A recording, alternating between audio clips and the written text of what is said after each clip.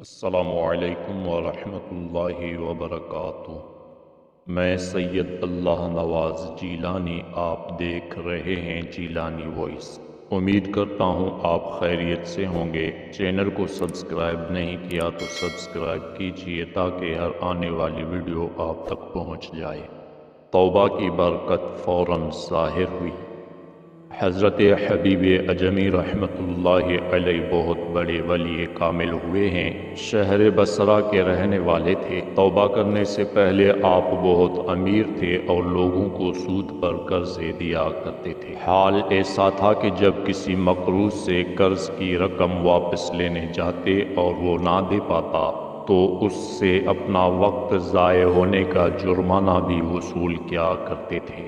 ایک مرتبہ آپ کسی مقروض کے ہاں پہنچے، دروازے پر دستک دی۔ وہ مقروض خود تو گھر پر موجود نہیں تھا، البتہ اس کی بیوی نے کہا کہ میرا شوہر تو گھر پر نہیں ہے، نہ ہی میرے پاس رقم ہے جو آپ کو دے دوں، البتہ آج ہم نے بکری ذبح کی تھی، اس کا سارا گوشت ختم ہو چکا ہے، سر باقی ہے، وہ لینا چاہیں تو لے لیں۔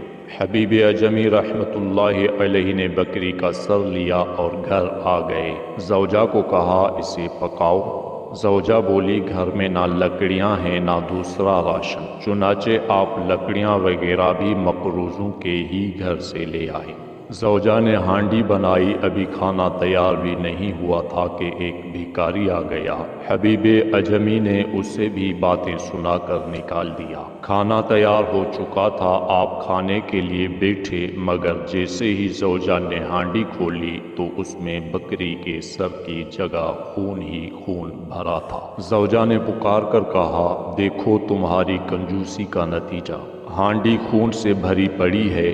ہانڈی کا یوں خون میں تبدیل ہو جانا گویا قدرت کی ایک تنبیہ تھی، جسے حضرت حبیب اجمی رحمت اللہ علیہ نے سنجیدہ لیا اور فوراً ہی سارے گناہ چھوڑنے کا پکا ارادہ کر لیا۔ اب حضرت حبیب اجمی رحمت اللہ علیہ گھر سے باہر نکلے، گلی سے گزر رہے تھے کہ وہاں کھیلتے ہوئے بچے ایک دوسرے سے بولے دور ہو جاؤ، حبیب سود خور آ رہا ہے، کہیں ایسا نہ ہو اس کے قدموں کی دھول ہم پر پڑے اور ہم بھی بدبخت ہو جائیں۔ یہ دوسری چوٹ تھی۔ اب تو حضرت حبیب اجمی رحمت اللہ علیہ کا دل بالکل پگھل گیا۔